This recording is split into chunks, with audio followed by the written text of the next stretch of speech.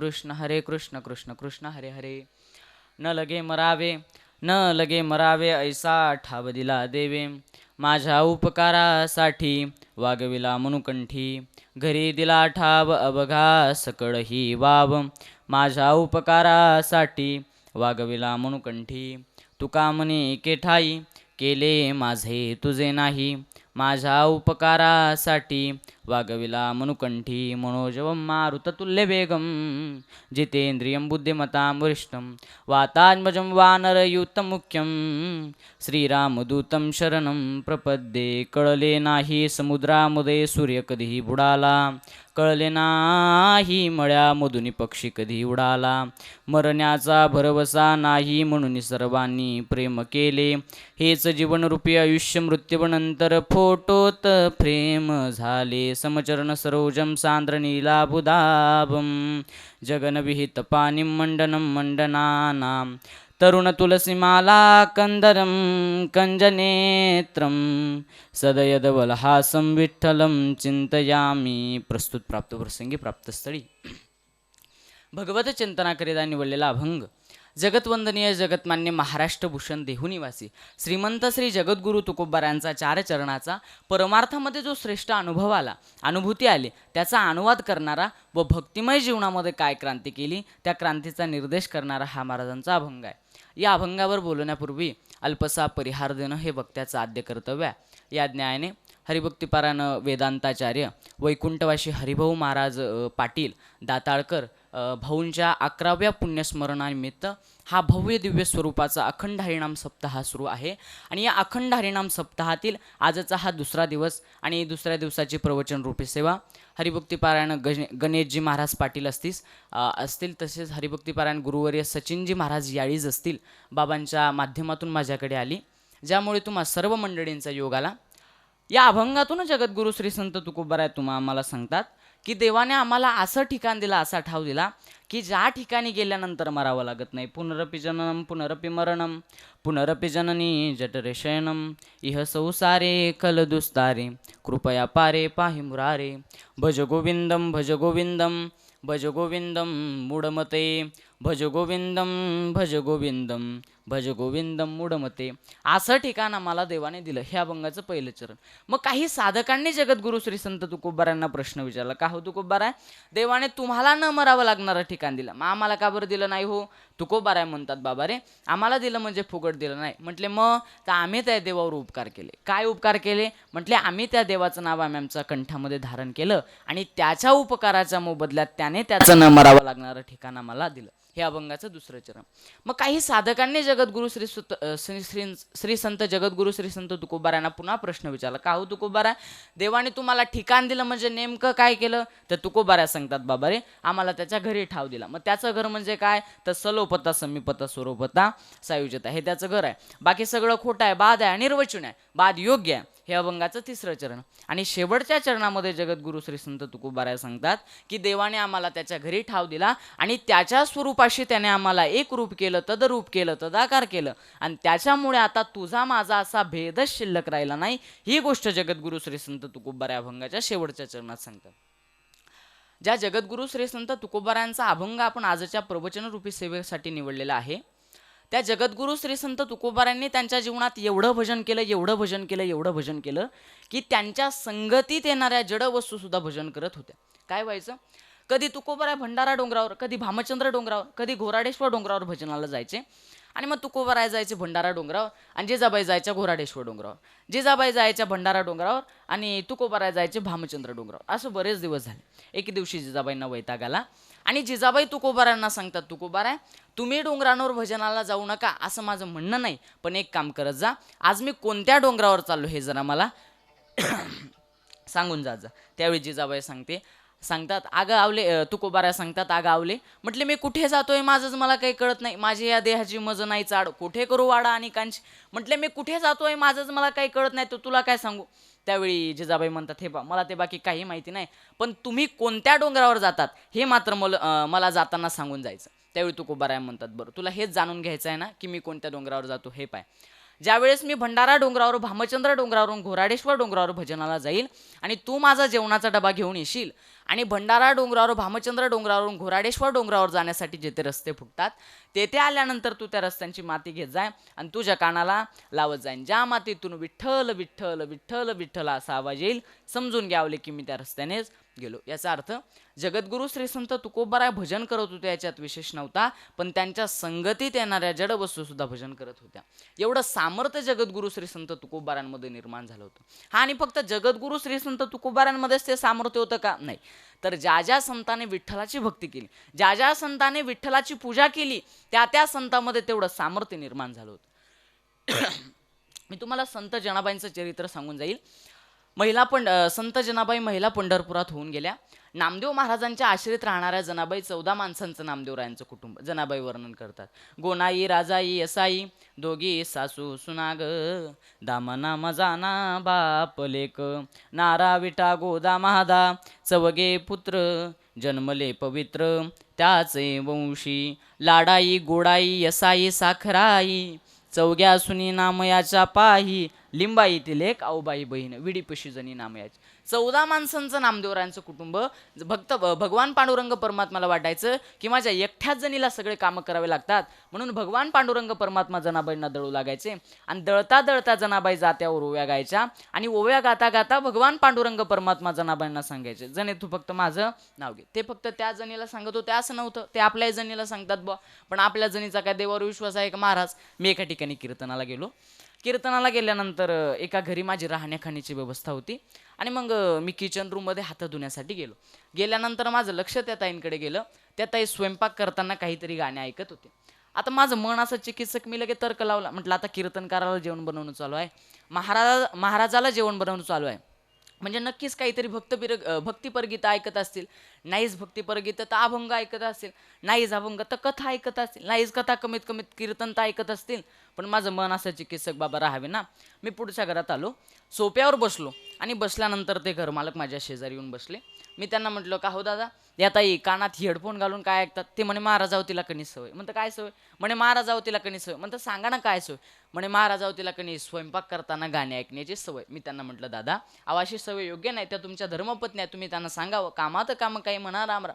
ते म्हणे महाराज ती काही माझं ऐकत नाही, मी काही तिला सांगत नाही. आता तुम्ही आलेच म्हणे योगायोगाने, असे तुम्ही गावोगावी हिंडतातच म्हणे. आता हिंडतात तर हिंडतात, आपणही त्याच्या घरी गेलो होतो म्हणून ऐकून घ्यावं लागतं. म्हटलं हिंडतात तर हिंडतातच म्हणे, मग करा म्हणे तिला एकीला उपदेश. आता मीही विचार केला, आपल्याला कधी ना कधी कोणाला तरी उपदेश करायचा, मग या एकीला केल्याने काय बिघडतो? मग त्या माझ्या जवळ आल्या आणि मी त्यांना सांगितलं, ताई असं स्वयंपाक करताना गाणे ऐकणं योग्य नाही, कामात काम काही म्हणा राम राम. म्हणतं कामात काम देवाचं नामचिंतन करावं, देवाचं भजन करावं, देवावर विश्वास ठेवा. हा मध्येच बोलला, म्हणजे महाराज ओ महाराज. म्हणतं काय झालं? म्हणजे तुम्ही हिला काय देवावर विश्वास ठेवायला लावतात? अहो अख्खं आयुष्य मी हिच्याजवळ ठेवलं, हिने सांगितलं तसं केलं, हिने कधी माझ्यावर विश्वास ठेवला नाही आणि तुमच्या देवावर विश्वास ठेवेल का? एवढ्या अवघड्या बाया तिकडच्या, तुम्ही नाही, तुम्ही फार चांगल्या तिकडच्या, तुम्ही फार चांगल्यात बरं. आणि मग भगवान पांडुरंग परमात्माला वाटायचं की माझ्या माझ्या एकट्या जणीला सगळे कामं करावे लागतात, म्हणून भगवान पांडुरंग परमात्मा जनाबाईंना दळू लागायचे. आणि दळता दळता जनाबाईंना जात्यावर ओव्या गाऊ लागायचे. आणि जात्यावर ओव्या गाता गाता भगवान पांडुरंग परमात्मा जनाबाईंना सांगायचे, जणी तू फक्त माझं नाव घे. एके दिवशी देवाला दळता दळता बराच उशीर झाला आणि एकाएकी असणारा देव गडबडीने मंदिराकडे निघाला. पण जाता जाता देवाचे अलंकार देव जनाबाईंच्या घरी विसरून गेला आणि जनाबाईंची गोदडी घेऊन देव मंदिरात पोहोचल्यानंतर काकड आरतीची वेळ झाली. पुजारी मंडळी आली. बघतात तर काय, देवाच्या अंगावर तुळशी हारगळा कासे पितांबर नाही ना. आणि पुजारी मंडळी आश्चर्यचकित झाली आणि पुजारी मंडळीने देवाच्या अंगावरची गोदड बाजूला सारली आणि राजापाशी धावत पळत गेले. म्हटले, महाराज महाराज महाराज. ते म्हणे काय झालं? म्हणे आपल्या असणाऱ्या देवाच्या अंगावरचे अलंकार चोरीला गेले. राजाने फरमान काढलं, लवकरात लवकर चोराचा शोध घ्या. आता राजाने फरमान काढलं. एकदा काय झालं महाराज, अमेरिकेमध्ये चोर शोधण्याची मशीन आली. आता अमेरिकेमध्ये चोर शोधण्याची मशीन आली तर त्या मशीनीने एका तासात 1000 चोर पकडले. किती चोर? बोला ना, किती चोर? 1000 चोर. मग रशियावाले म्हणे आमच्याही देशात द्या, आमच्याही देशात बघू द्या किती चोर. रशियावाल्यांनी नेली. त्यांनी एका तासात 2000 चोर पकडले. किती चोर? 2000 चोर. मग भारतवाल्यांना कळलं. वाले म्हणे आमच्याही देशात द्या, आमच्याही देशात बघू द्या किती चोर. भारतवाल्यांनी आणली. 2 दिवस भारतात मशीन राहिली. मग ज्यांनी मशीन दिली होती का त्यांनी यांना फोन केला. अहो म्हणे 2 दिवस झाले तुम्ही मशीन नेली, किती जोरबिरं पकडली. हे म्हणे राजा हो काय करतात, आमच्या देशातल्या चोरांनी मशीनच चोरली म्हणे. एवढे अवघड आमच्या देशातले चोर, म्हणजे आमचा देश कोणत्या क्षेत्रात मागे नाही, आमचा देश प्रत्येक क्षेत्रात एक नंबरला. आणि मग राजाने फरमान काढलं, लवकरात लवकर चोराचा शोध घ्या. आणि चहूकडे चोराला शोधायला सुरुवात झाली. आणि शोधता शोधता जनाबाईंच्या घरी पोहोचले आणि मुद्देमाला सहित चोर सापडला. आणि जनाबाईंना राजा पुढे उभं केलं. काहीला शिक्षा द्यायची महाराज, अहो मुद्देमाला सहित चोर सापडला. आणि राजाने सांगितलं की जनाबाईंना 16 भर द्या. जनाबाईंनी राजाला एक शब्द देखील म्हटला नाही, पण देवाला शिव्या दिल्याशिवाय राहिल्या नाही. जनाबाई देवाला शिव्या देतात, अरे अरे विट्या मूळ मायेचा कारटा, तुझं निघतील मडे तुला पाहोनी काळ रडे. आणि जनाबाई देवाला शिव्या देतात आणि देवाला सांगतात, अरे देवा तुझ्या घरी न्याय नाही रे, तुझा दरबार कसा झालाय, धुंद झाला तुझा दरबार, पुण्यवंत पाताळ लोकी नेला, दरिद्री तो भाग्यवंत केला, चोरट्याचा बहुमान वाढविला, कीर्तिवानाचा अपमान केला. अरे देवा तुझ्या घरी न्याय नाही रे, तुझा दरबार धुंद झाला आहे, तुझ्या घरी पुण्यवालाला न्याय नाही. आणि करता करता जनाबाईंना सुवाकडे चालवलं.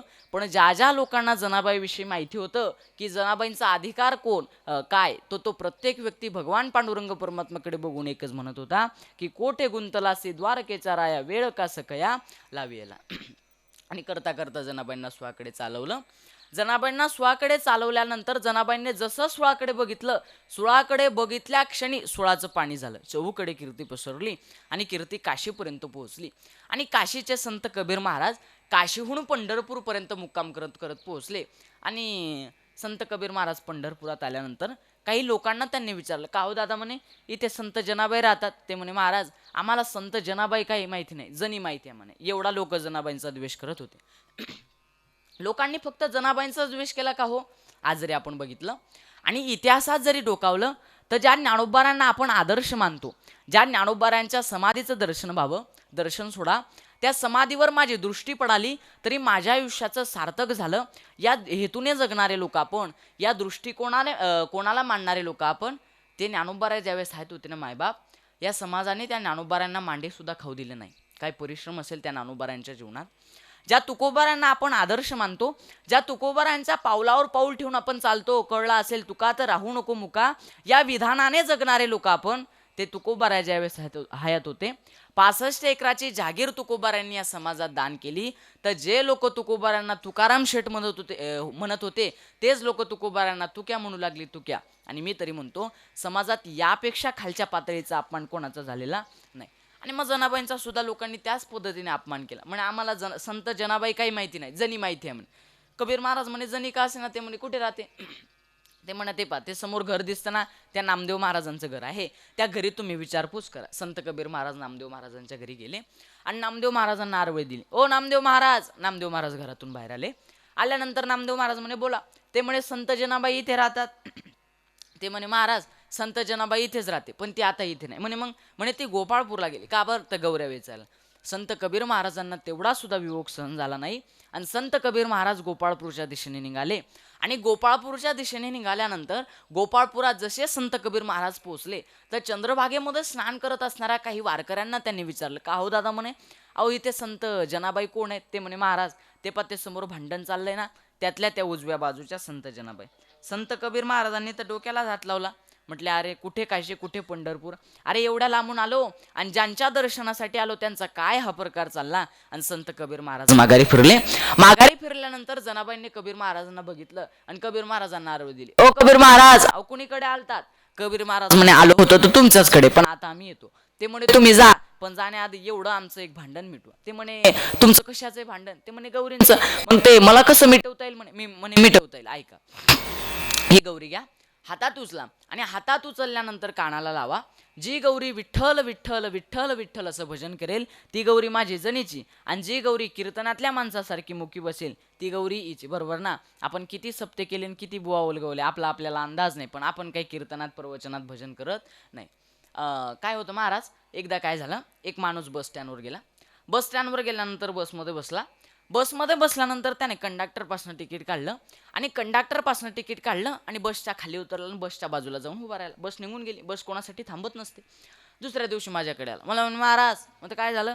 म्हणे मी काल कंडक्टरला फसवलं. त्याला म्हटलं कसं रे. म्हणे मी बसमध्ये बसलो.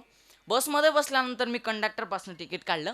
कंडक्टरपासून तिकीट काढलं पण बसमध्ये गेलोच नाही. त्याला म्हटलं बावळ्या, अरे यात तू कंडक्टरला कसं फसवलं, यात तर तू स्वतः फसला. तू म्हणे कसं हो महाराज. म्हणतं हे पाय, तू कंडक्टरपासून तिकीट काढलं. ते म्हणे बरोबर. म्हणतं त्याच्या मोबदल्यात तू त्याला पैसे दिले. ते म्हणे बरोबर. म्हणतं मग आडवा, अरे त्याला त्याचा मोबदला मिळाला पण तुला मिळालेल्या मोबदल्याचा तू उपयोग केला नाही ना, इथे तू पहिला फसला. म्हटलं कंडक्टरचा अजून एक फायदा झाला. ते म्हणे काय. म्हणतात तू न गेल्यामुळे बसमध्ये एक जागा मोकळी राहिली. हाही एक कंडक्टरचा फायदाच झाला ना. त्याला म्हटलं कंडक्टरचा अजून एक तिसरा फायदा झाला. ते म्हणे काय. म्हणतात तुझ्यासारख्या रेड्याला त्यांना न्यावं लागलं नाही. यापेक्षा मोठा फायदा त्याचा काय होऊ शकतो. म्हणजे एवढे लोक हृदयात. त्याला काय वाटायचं की मी कंडक्टरला फसवलो पण फसला तो स्वतः होता. तसं तुम्हाला असं वाटतं की कीर्तनात भजन करून तुम्ही देवाला फसवतात, कीर्तनात भजन करून तुम्ही संतांना फसवतात, कीर्तनात भजन करून तुम्ही कीर्तनकाराला प्रवचनकाराला फसवतात. पण बसलेली मंडळी लक्षपूर्वक ऐका. कीर्तनात भजन न करून तुम्ही कीर्तनकारालाही फसवत नाही, प्रवचनात भजन न करून तुम्ही प्रवचनकारालाही फसवत नाही, तुम्ही संतांनाही फसवत नाही, तुम्ही देवालाही फसवत नाही. फसतात ते स्वतः तुम्ही तुमचे. म्हणून मी पुन्हा पुन्हा तुम्हाला सांगतो कीर्तनात भजन करा. संत जनाबाईंचा किती आत्मविश्वास असेल हो, की माझा हात ज्या गौरीला लागेल ती गौरी सुद्धा विठ्ठल विठ्ठल विठ्ठल विठ्ठल असं भजन करेल. आणि म्हणून मी पुन्हा पुन्हा सांगत असतो की संतांच्या संगतीत येणाऱ्या जड वस्तू सुद्धा भजन करतात. मग तुम्ही मला महाराज काय हो सारखं सारखं लावलं. संतांच्या संगतीत येणाऱ्या जड वस्तू सुद्धा भजन करतात, संतांच्या संगतीत येणाऱ्या जड वस्तू सुद्धा भजन करतात. काय काय ते एकदाचं नेमकं नेमकं सांगा बरं. 500, 550, 600 वर्ष मागे जाण्यापेक्षा आता 100-150 वर्ष आधीची गोष्ट घ्या. आपल्या महाराष्ट्रात एक नंदुरबार नावाचा जिल्हा आहे, सगळ्यांना ज्ञात आहे. त्या नंदुरबार नावाच्या जिल्ह्यात एक संत दगाबाबा नावाचे संत होऊन गेले.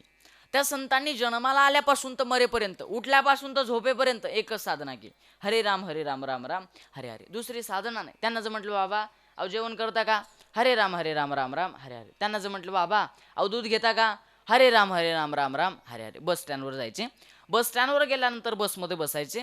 बसमध्ये बसल्यानंतर कंडक्टरपासून तिकीट काढायचे आणि कंडक्टरने बिल विचारलं का हरे राम राम राम हरे हरे. तुम्ही नाही करायचं बरंच, तुम्हाला उतरवून देईल तो.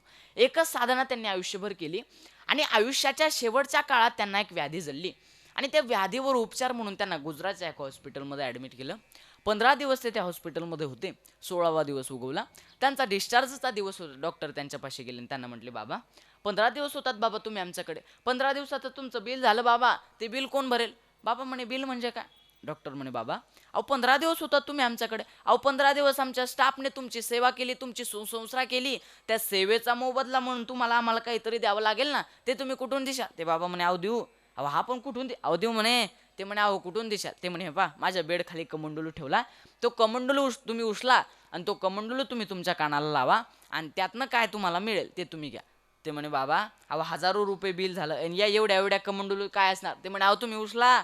त्या डॉक्टरने कमंडलू उचलला आणि कमंडलू उचलल्यानंतर त्या डॉक्टरने तो कमंडलू जसा त्याच्या कानाला लावला तर तो कमंडलू भजन करत होता की हरे राम राम राम हरे हरे. आणि म्हणून मी पुन्हा पुन्हा सांगत असतो की संतांच्या संगतीत येणाऱ्या जड वस्तू सुद्धा भजन करत.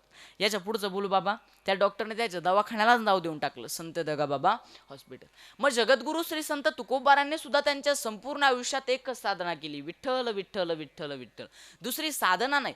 मग काही साधकांनी जगद्गुरू श्री संत तुकोबारांना प्रश्न विचारला का हो तुकोबारा, एवढ्या दिवस तुम्ही देवाची भक्ती केली, एवढ्या दिवस तुम्ही देवाची साधना केली, एवढ्या दिवस तुम्ही देवाचं नामचिंतन केलं, काय मिळालं या भक्तिमय जीवनात, काय क्रांती केली.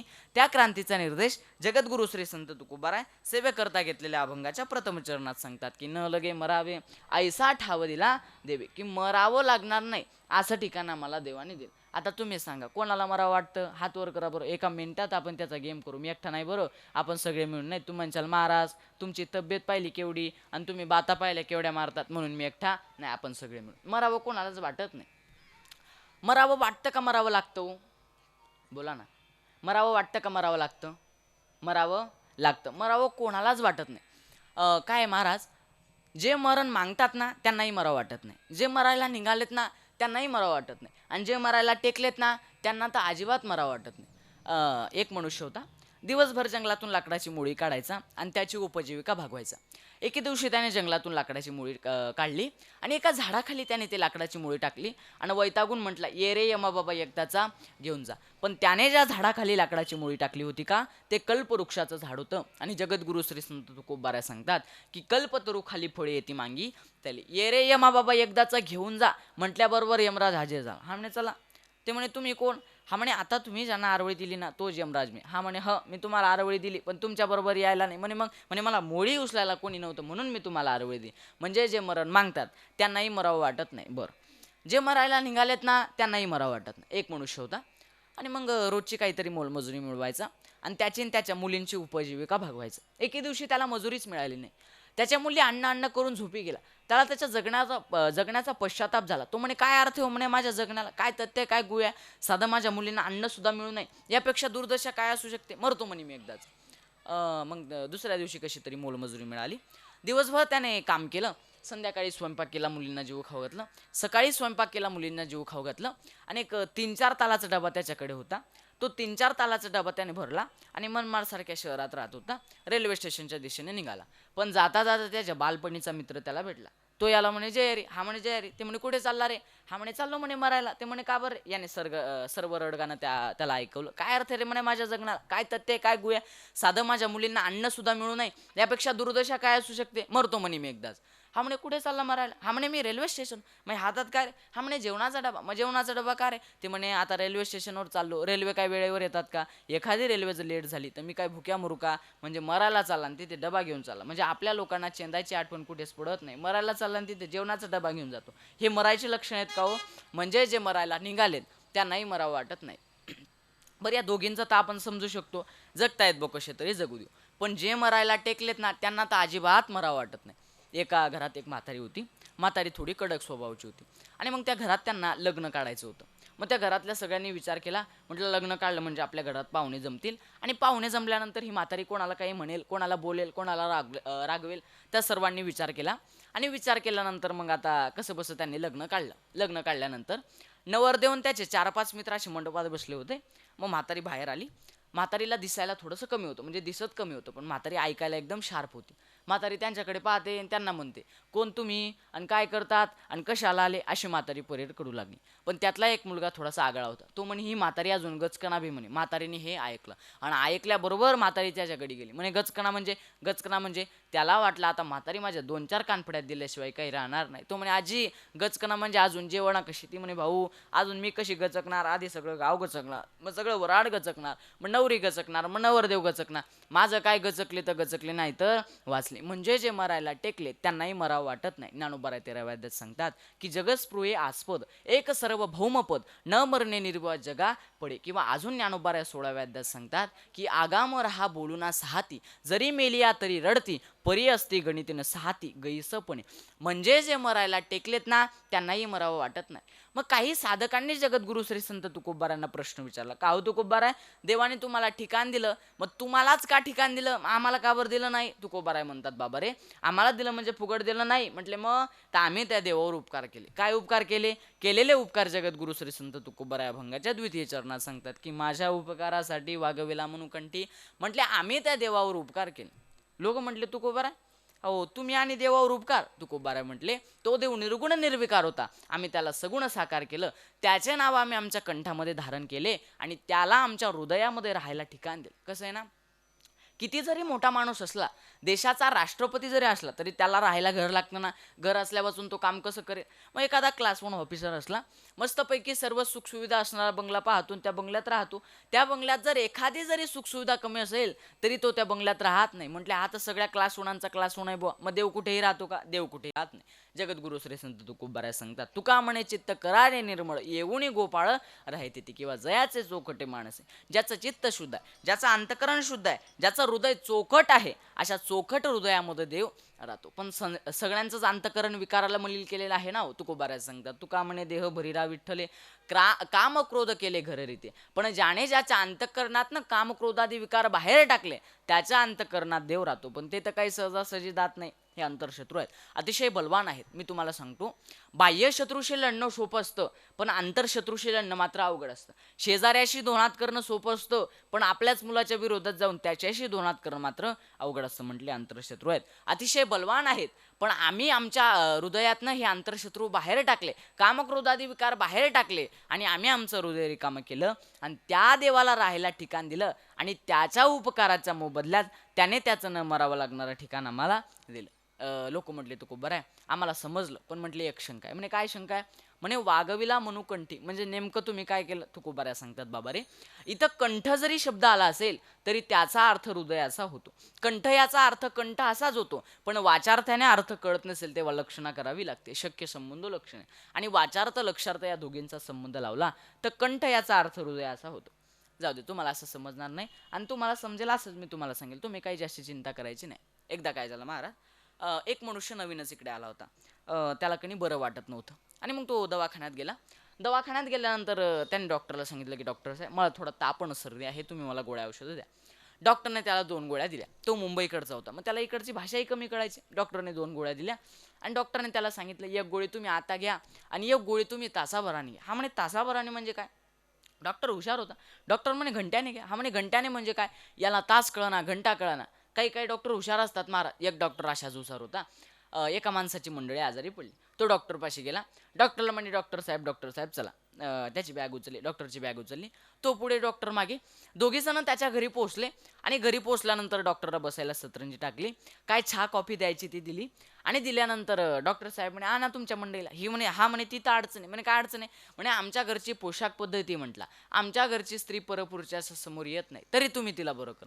आता तुम्ही विचार केला असेल बिना पेशंट पाहता कसं बरं करता येईल बरं, असा विचार मीही केला होता. पण ऐका, डॉक्टर हुशार होता. डॉक्टर म्हणे मग एक काम करा. म्हणे काय काम करा? म्हणे तुमची अशी अशी अडचण आहे ना, तुमची मंडळी माझ्यासमोर येऊ शकत नाही ना.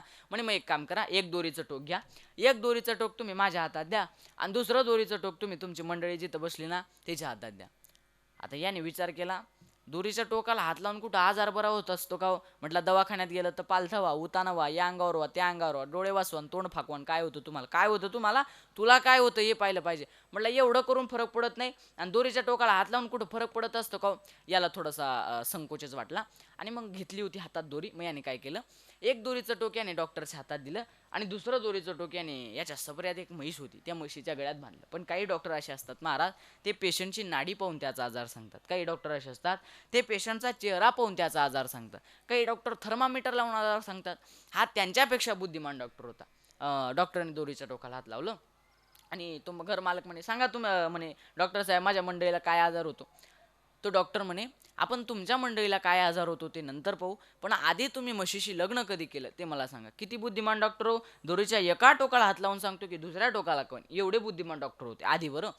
आणि मग याने सांगितलं याला तास कळना घंटा कळना. हा म्हणे आता तुम्ही कुठे चालले? हा म्हणे मी मुंबईला चाललो. म्हणे मग एक काम करा, जाता जाता तुम्हाला नाशिक लागेल, तुम्ही नाशिकात पोहोचले का दुसरी गोळी घ्या. हा म्हणे बरं तसं करतो. मग हा बसमध्ये बसला.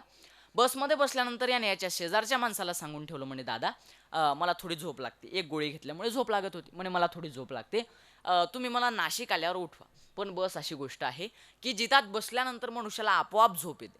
आणि मग हाही झोपला आणि तोही झोपला. नाशिक मागे राहिलं. हे 50 किलोमीटर पुढे गेले आणि पुढे गेल्यानंतर याला जाग आली आणि याने दुसऱ्या माणसाला विचारलं का हो म्हणे नाशिक? हा म्हणे नाशिक तर केव्हाचं गेलं. हा म्हणे अहो असं कसं, माझं नाशिकला लय महत्त्वाचं काम होतं. ते म्हणे काय काम होतं? अहो लय महत्त्वाचं काम होतं. ते म्हणे अहो सांगा का? म्हणे तुम्हाला नाही सांगू शकत. हा कंडक्टरपाशी धावत पळत गेला. कंडक्टरला म्हणे कंडक्टर गाडी थांबव. ते म्हणे काय झालं? म्हणे मला उतरायचं. कंडक्टर म्हणे अहो तुम्ही मुंबईचं तिकीट काढलं? नाही नाही नाही नाही मला उतरायचं. कंडक्टरने पाहिलं हे बावळटे, याच्या मागे लागून काही फायदा नाही. कंडक्टरने गाडी थांबवली आणि त्याला उतरवलं. उतरवल्यानंतर याने मुंबई जाणारी गाडी सोडली आणि तिकडून नाशिक येणारी गाडी पकडली. गाडीत बसला, नाशकात आला आणि नाशकात येऊन गोळ्या घेतो आणि म्हणतो आता मला फरक पडल्याशिवाय राहणार नाही. आता तुम्ही मला सांगा, डॉक्टरचा सांगायचा अर्थ असा होता का हो? पण याने अर्थाचा अनर्थ केला. मग तसा इथं कंठ जरी शब्द आला असेल तरी त्याचा अर्थ हृदयाचा होतो. आम्ही आमचं हृदय रिकामं केलं आणि त्याला स्वयंपाक केल्यानंतर हे दोघी जण जेवायला बसले. जेवायला बसल्यानंतर याने पहिला घास उचलला आणि पहिला घास उचलल्याबरोबर हा तिला म्हणे का गं तुला काही अक्कल आहे का? ती म्हणे काय झालं? अगं एवढं वय झालं तुला आणि तुझं आणि साधं तुला स्वयंपाकात मीठ किती टाकावं याची अक्कल नाही. ती म्हणे हां तुम्हाला 12 गावची खायची सवय झाली, सप्ते सप्ते फिरायची सवय झाली आणि तुम्हाला घरचं कसं गोड लागेल. तुम्हाला उलटून बोलते काय? त्यांनी काठी घेतली, ती आतल्या खोलीत पळाली आणि हा तिच्या मागे. याने सगळे बल्ब बंद केले. हा तिला मारल्यावानी करायचं आणि ती रडल्यावानी करायचं. हाय बोंगाळा घरात. पाहुणा म्हटला एवढा सोन्यासारखा स्वयंपाक केला म्हटला आणि आजच यांना काय दुर्बुद्धी सुचली. म्हटलं असंही बसून राहिलो तेही बरोबर वाटत नाही. तया पुण्याची पावटी पाहुणा उठला. पाहुणाने आपली वळकटी वाळली, पिशवी भरली आणि पाहुणा निघाला. पण पाहुणाची किचक होता. आता महिनाभर राहणारा पाहुणाची किचक असेल का नाही हे तुम्हालाही माहिती आणि मलाही माहिती. पाहुणाची किचक होता. पाहुणा म्हटला यांची खरोखर भांडण होतं का बघूच म्हटलं. मग पाहुण्यानं काय केलं, त्यांच्या घराला सानं होतं. पाहुणा असा फिरून गेला आणि साण्यातून ढुकत होतं. यांना वाटलं पाहुणा गेला.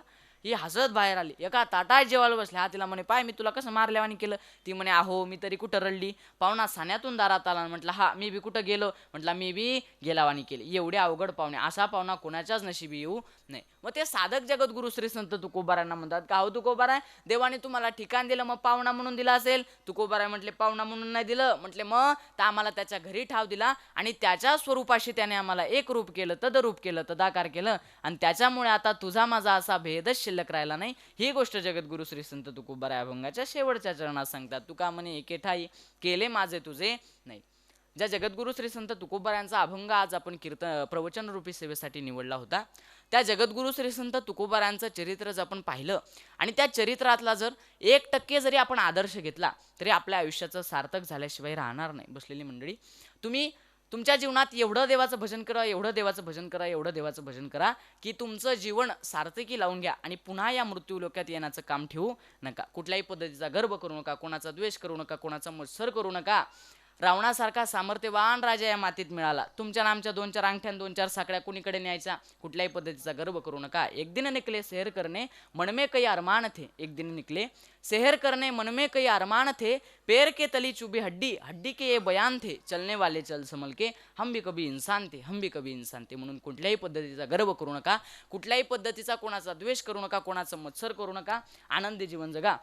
आज ज्यांच्यामुळे प्रवचन करण्याचा योग आला ते हरिभक्तीपरायण मृदुंग महामेरू सचिनजी महाराज याळीज असतील. बाबांमुळे आज या प्रवचन रूपी सेवेचा योग आला. बाबांचे मनपूर्वक धन्यवाद. तसेच आमचे गुरुवर्य हरिभक्तीपारायण गणेशजी महाराज पाटील, बाबांचे सुद्धा मनपूर्वक धन्यवाद. आणि त्याच पद्धतीने हरिभक्तीपारायण गाथामूर्ती शशिकांतजी महाराज आयरे, बाबांचे सुद्धा मनपूर्वक धन्यवाद. झालेली सेवा संतांच्या चरणी, भगवंताच्या चरणी, गुरुवर्यांच्या चरणी समर्पित करतो आणि सेवेला पूर्णविराम देतो. पुंडलिक वरद हरी विठ्ठल श्री ज्ञानदेव तुकाराम पंढरीनाथ भगवान की जय. माऊली ज्ञानेश्वर महाराज की जय. जगद्गुरु तुकाराम महाराज की जय. विश्वगुरु श्री संत निवृत्तीनाथ महाराज की जय. श्री गुरुभाऊ महाराज की जय. बोलो रे बाई सब संतन की जय. बाबा फोटो काढा.